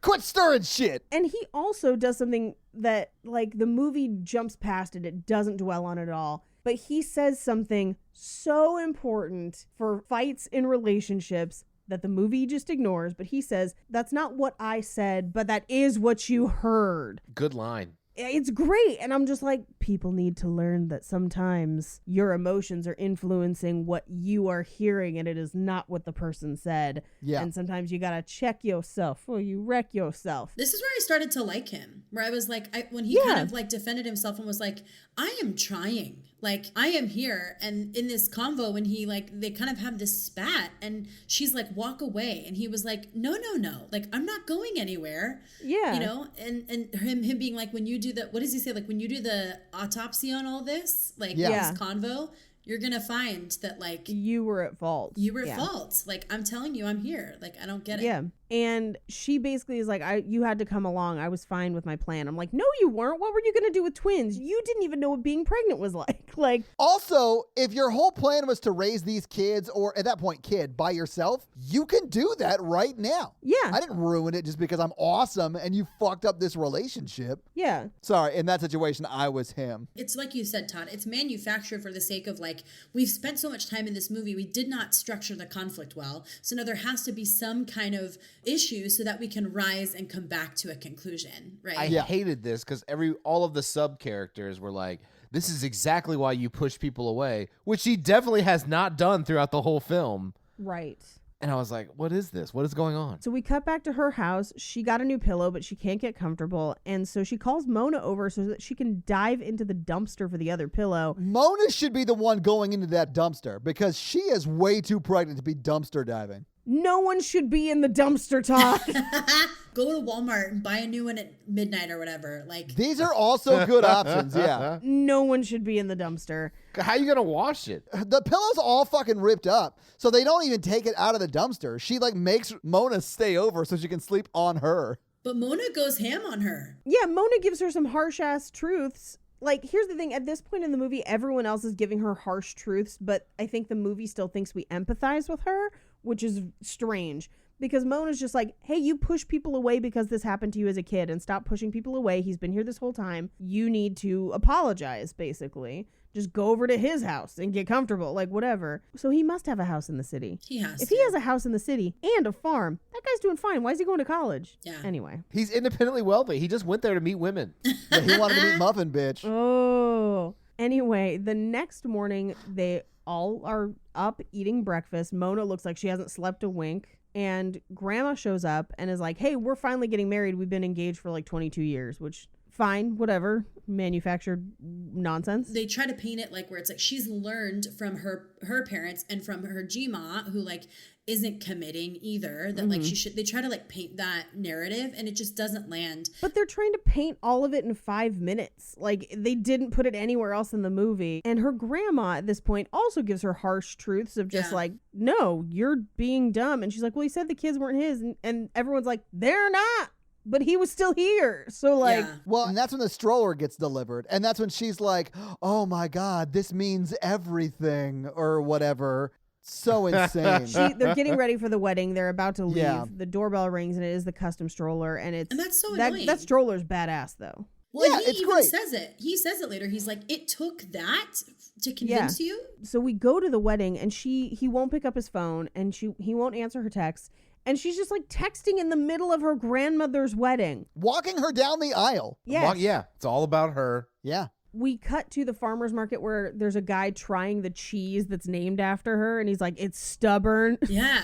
Then her water breaks at the wedding. During the conga line, Avi. You know what's real gross is that all the old people check just to make sure they haven't peed themselves. Well, Which I feel like, do we need that? but also it's amniotic fluid, which sometimes has blood in it and any number of things. And so, like, first of all, she would know immediately that it was happening because she would probably already be contracting. Yeah, she feels Yeah. pain. Yeah, not everyone's water breaks. Sometimes that's a thing they have to do to you at the hospital. Yeah, they like manually have to do it. They have to do it. And so, like, she would already be in pretty active labor at that point. And she's just walking around like, oh no, like, oops. They get to the farmer's market, which at this point, she is running the risk of dropping that baby in that babies. Rolls Royce. Well, and they're like, hey, let's all just leave your wedding. It's like grandpa couldn't stay, and you couldn't just go to the hospital and then call, or, you know, I like, get it. It's a baby. The grandparents want to be there. Eh. Fine. But, you know, whatever. So they get to the farmer's market, and she's talking about the stroller, and she's having contractions, and her dress is spotless. And if her water had broken in that dress, it would be fucking filthy. it'd be soaked. Yeah. It'd be a hot mess. They do let her hair get crazy, which I appreciate. Like, she doesn't look like Yeah. stunning the whole time. They let her look a little cuckoo. But they leave the flour in it, and I'm just like, take the flour. She What are has you the doing? flour in her hair in the hospital giving birth. Yeah. Lose the flour, lady. She's like trying to like tell him that she's like, you know, changed her mind or whatever. And she's like, because everything makes sense now. And I'm like, fucking does it? It does not. None of this makes sense. They get to the hospital. They're fighting while she's in labor. And again, he's in it with the harsh truths where he's like, I've been here the whole time. You're the one who left. And I'm just like, get her. Like, do it. Yeah. But then as he's going through this, he's like, because I'm in love with their mommy and I want to be their daddy. And I was like, why did he say mommy and daddy? Like, no, like that's Is it weird that I like actually kind of love that line where he's like, Yeah, I thought it was sweet. Is it weird that I was crying a little bit? here's the thing. I was crying and then I was like, mommy. Like, because he says like, I want these babies to know that I love their mommy, like that. You know what I mean? Like, I would have go mom and dad. Oh, but they're babies. They would say mommy They're and babies. dad. Yeah. Fine. It's so Anyway. weird that you have a note about this in this batshit horribly written What is movie. going on this with you right now? and the cheese storage. You like these are the things Yeah. that you are. This is what we've been dealing with for like 3 weeks. Such a cynic. Paige, did you just have like a script get denied by a studio? Like, Yeah. are you? No, I don't like it when adults say mommy and daddy unless they're talking to children. There's definitely kids coming right now. They're coming, but they're not there and they don't understand English. He's talking to an adult. It's in the context of how I want the baby Yes. to know that in the way that a Fine. baby would understand that I love your mommy. Yeah, it makes sense to me. I thought it was don't- really sweet. I thought it was sweet. I was fully on crying, and like Paige is Yes. like, "Oh, this fucking No, here's idiot." the thing. That's calling it a probably mommy. how he talked to her belly. Was like, "I love your mommy." That is so sweet. I was crying, and also it like took me out of crying. Like I was like, okay, no, like You have some what? very specific triggers that you need to talk about with a licensed professional. Yeah, that's Not me probably though. true. I don't know. I'm out. Anyway, he's like, I'm not going anywhere. And then we cut to what I would assume is a few months later. yeah. And he's reading to the kids. And at first I was like, what is he reading to them? And then it turns out that it's Cesar Millan's book. Heck Yeah. yeah, it is. Yeah. And one of the babies spits up on him. We find out that they named one of them Penny. And then it pans through the house and it pans across the kitchen table where there's like a bunch of toys and stuff. But those are all way too old toys for the age of the baby that they have, where I'm like, that baby can't play with those. Yeah. Anyway, we cut to further in the future Right. where the store that was next to her pet shop that was for rent is now his fancy grocery store where they just keep the cheese out in the open like it's not a perishable dairy item. You and this cheese Oh my storage. God. Get off it. It will make people sick. This is a health hazard. So he toasts to her. She responds with, "It was my cab." And then he proposes to her at the cheese counter with a Cartier ring, by the way. Yeah, that is a gorge rock. Yeah, did you see that Cartier ring, Mikey? It was awesome. Cardi B, yeah, I like her. I Yeah, got yeah, notes she's on that awesome. ring. I've got notes on that ring. When he pulled out that ring, I was like, his parents have so much money. Yes. They head home and she barfs because she's maybe pregnant again? And then we get a Question zoom in on her face, zoom in on his face, and then a zoom in on nuts. Truly beautiful. And that's the movie. Having seen the movie, having talked about it, let's get some final thoughts about this, what I'm going to call a nuts shit of a movie. Yeah, this is a terrible film. Yeah. I'm all about a man falling in love with a pregnant woman. I want to see a better movie about it. Then Yeah. you need to watch Don't Think Twice. I'll watch it. It's on Netflix, I think, right? I think so, yeah. I love that this movie the scenes that really grab me that I think are done really well, like I said, are not the main characters. Like I think the moms group is super funny. I love Anthony Anderson in this. I think Michaela Watkins has a perfect performance. She is a delight. Like there's parts in this that I really enjoy watching. I love it still. And I will continue to watch it on occasion every couple of years because of how insane it truly is. I really hated this film. It felt to me like it was a really, really poorly written Lifetime movie. So I did some research afterwards. And I don't know if you have this as a fun fact, but this is a CBS film. Yes. So like when I read that it was a CBS film, I was like, oh, that makes sense. I actually have more detailed notes about it. and Yeah, what so let's happened. just jump into fun facts though, because that was like my biggest takeaway from this movie is they should stop doing this type of thing. So let's get into it. So this is CBS Films' biggest grossing film to date at the time. So the writer, this is her first film. She came from writing television, specifically sitcoms, Yeah. which is Makes why a lot of sense. Yes, which is why every scene in this movie introduces a new conflict and then resolves it, because in a sitcom, you would have to resolve things in like 10 to 11 minute segments. Yeah. So that's why the movie does this. So let's talk about that ring at the end. Okay. The Cardi B Yeah. ring? Yeah, the Cardi B ring? The Cartier ring, depending on the diamond you choose, that really makes a huge difference. And so you can't get an exact price because it depends on your diamond, but an estimate that I found online was about $38,500. Jesus. That is sincerely a lot of cheddar. It's a lot of cheddar, but not when you consider that her apartment, it costs multiple millions if she owns it, Right. and it's in the $10,000-ish range monthly if it's a rental. Yeah. New York people are bougie, but like nobody's spending that much money on like pet items, you know? Well, that's the other thing too, because she also has the lease for the store, Yeah. which depending on where that store is, that storefront could be costing her another $1 million a year. Like, Good it's Lord. like the amount of money that she has to have for this to be even remotely possible is insane.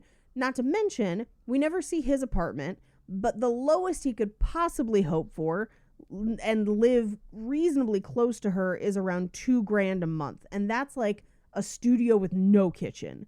We're talking he's probably paying $3,000 to $4,000 a month, and he has the farm. Now, he's probably not paying a mortgage on the farm, but he's probably paying property taxes. Well, I thought his parents bought that farm. They did, but he'd still be paying property taxes on it, and whoever's running it, There's and like the a full maintenance on that staff, farm. yeah. Yes. I thought his parents lived there. No, they're- they moved to Phoenix. They moved to Phoenix. Oh, that's right, when they retired. Yeah, so like they would both have to be multimillionaires for this movie to work, essentially. 3 different dogs played the role of Nuts. Oh, nuts. Were they all disabled, actually? No, I don't think none of them were disabled. So this is Tom Bosley's final performance. This is the last thing he was in. And this was Jennifer Lopez's first movie role in 5 years. So she took a break because she had her kids. So she's seen, and so is he, reading the book, What to Expect When You're Expecting. And she would go on to play the role of Holly in the film adaptation of the same name. Personal fun fact, I did coverage on that movie. Oh, hey. Oh, really? I did coverage on that movie, and I got the script and the cast list. And based on the script draft that I got, I approved it. And I was like, this is actually going to be a really good movie. And then they completely changed the script for the movie that ended up being made. Is J-Lo actually in it? She is. And when I finally saw the movie, I was just like, what the hell did they do to this script that was a really nice, fun script and would have actually been a pretty decent movie? They just kind of destroyed it. Whatever. This was released the same year as The Switch with Jennifer Aniston. Yeah. And The Kids Are All Right, which also deals with artificial insemination as well. One of the buildings in the neighborhood where the store is, the pet store, has graffiti, and it reads M.A. and J.L., which is a reference to her real-life husband at the time, Mark Anthony. Oh. I'm going to end our fun facts here with this last one, because remember when I said that this film has something very much in common with Remember Me? Oh, Yeah. no. This film was on the same blacklist. Really? Yes. I think we cut some of it out of that Remember Me episode where I was like, hey, sometimes scripts are on the blacklist for a reason they shouldn't be made. We're now 2 for 2 Yeah. of blacklist scripts that have been terrible. Remember Me and this one. I think I left some of that in because you and I, Yeah. but I did cut some of it though because you and I like nerded out about the blacklist for like 20 Yeah. minutes. All right, are you guys ready for some box office then? Heck Yes. yeah. All right, so this movie came out in 2010. What do you think the production budget was? There's a lot of locations. Tom Bosley is in this. Come on. I'm thinking like, I don't know, like 45, 48 mil, something like that. I think this is higher, believe it or not, because just for, yes, tons of locations Yeah. and locations that wouldn't necessarily be a soundstage. Some of them are going to be on location, and you just got a huge cast. I think this is pushing 60 or 70 easy. All right, Mikey, what do you think? 35 million. Mikey is absolutely right at $35 million. Wow. They got people cheap. Geely did not do well. That's fair. That is fair. All right, so this movie came out April 23rd, 2010, and it was second the week it came out. It Wow. was beat by How to Train Your Dragon. That was in its So 5th good. week. That's right. And it was That's a good still movie. number 1 at the box office. It's insane. Obviously, the backup plan was number 2. Date Night was number 3. One of my favorite movies that did not do very well at the theaters was The Losers. That was number 4. I And then love The Kick-Ass Losers. was number 5. Of course you do, because it's got Chris Evans in it, and I know your type. But Losers, guys, if you haven't seen The Losers, it's a really pretty great action comedy. I think it's a lot of fun. Anyway, what do you think it made its first weekend out on April 23rd, 2010, or that weekend? I'm going to say this probably made 15 mil its first week. All right, what do you guys think? I'm going to go like more like 11 or 12. All right, 10. all right. It made $12 million, Yeah! 12.2 Nice, to be nice. exact. And it went on to make another $37.4 million Damn. domestically and $37.7 internationally Wow. for a total of $75.2 million. See, And then guys, it's great. No, it's not. And then in the home market performance, it made another $14.7 million. So it Jeez. did all right, I guess, close to 90 million-ish Yeah. in that range when you account for, DVDs and like home sales plus box office. It's not bad for $35 million. Yeah. But this movie is not good. Do you guys think they're still together? I feel like they have kids. Like, Yeah, I do. yeah, I feel like they are. Yeah, I think he needs to get her to some therapy. I think his store failed, but I think they might still be together. I think it's not a problem because they're both like really rich. Yeah, they're both Yeah. stupid rich. They might still be together, yeah. Would you date either of these people?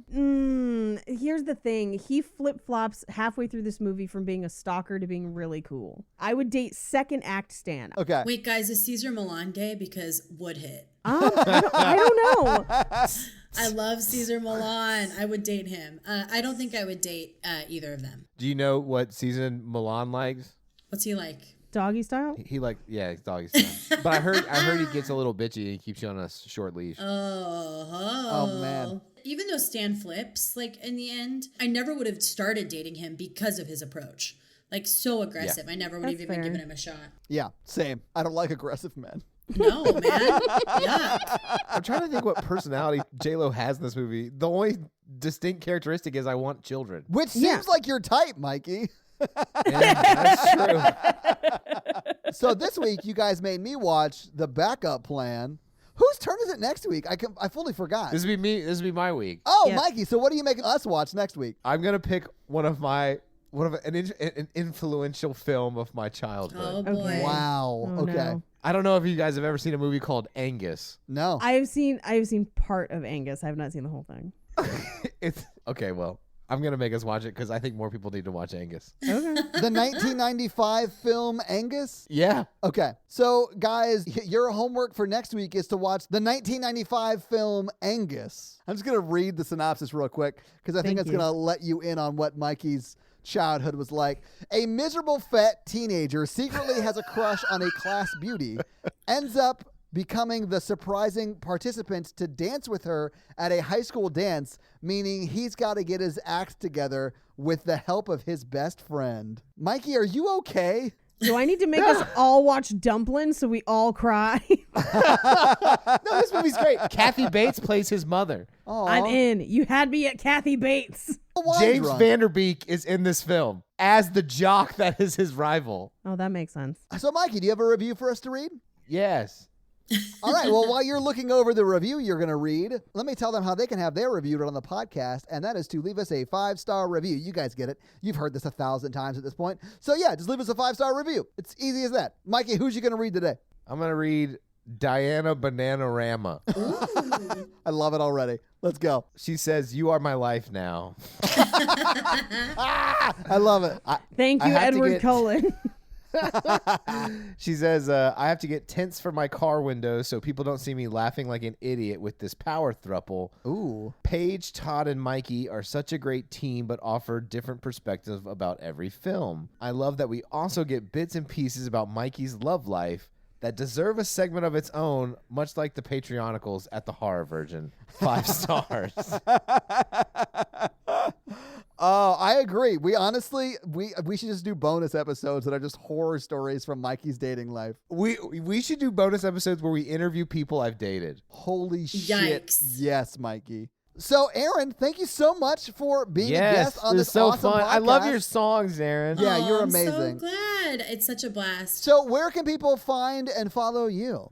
I am not much of an influencer of any kind, but I do have an Instagram that I find really enjoyable. It's called Dang Whose Mans Is This? And there are underscores in between each word. And it is where I have posted a menagerie of terrible online dating profiles. And it's a lot of fun. You'll get a good laugh out of it. It's a good follow. I thought we guys. would find you by just jumping in your cab and then riding a train with you and then following you home. That's right. You could find me that way too, just You can also call her office twice before she gets back to it. That's an acceptable way to reach her. Exactly. No, thanks for having me. You guys are Absolutely. a blast. And love making songs for the podcast. Like I said, if you guys who are listeners want to throw requests or anything in the Facebook group, feel free to do it. Happy to see some of your favorite tunes as intros if you'd like to see that happen. I'd like to see that happen.